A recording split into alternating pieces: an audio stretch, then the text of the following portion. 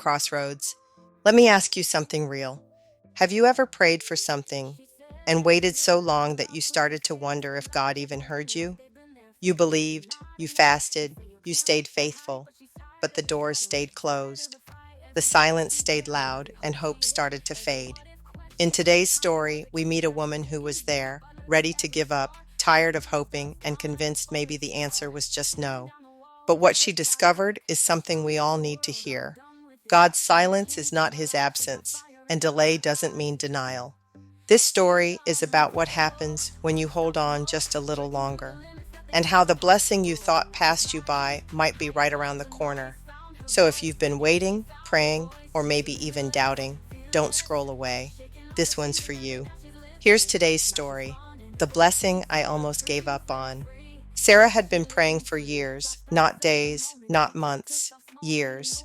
She had prayed for the job that aligned with her purpose, for the husband she had been faithfully waiting for healing in her mother's body. She had served, she had fasted, she had believed.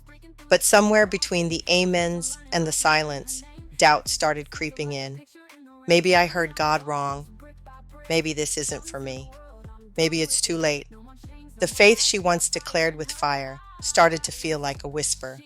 One night, after yet another "we went with another candidate" email, Sarah stood in her kitchen, holding her phone with tears streaming down her face. She whispered, "God, I don't even know what I'm praying for anymore." And for the first time in a long time, she didn't pray that night. She just went to bed, quietly quitting on hope. 2 days later, she got a text from a friend. "You were on my heart heavy today. Don't give up. God is still working behind the scenes." It felt random, but it also felt like God hadn't gone silent. He was just waiting for her to trust him deeper.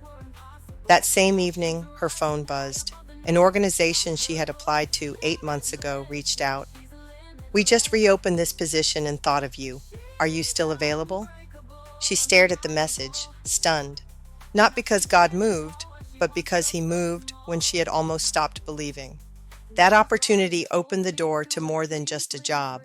It brought her community, it brought healing, and it brought clarity. On her first day at that job, she wrote in her journal, "I almost gave up right before God showed up. Next time I'm tempted to stop praying, I'll remember this.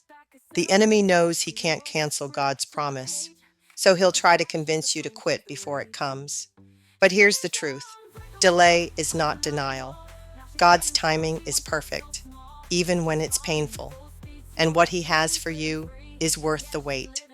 Though it linger, wait for it. It will certainly come." Habakkuk 2:3.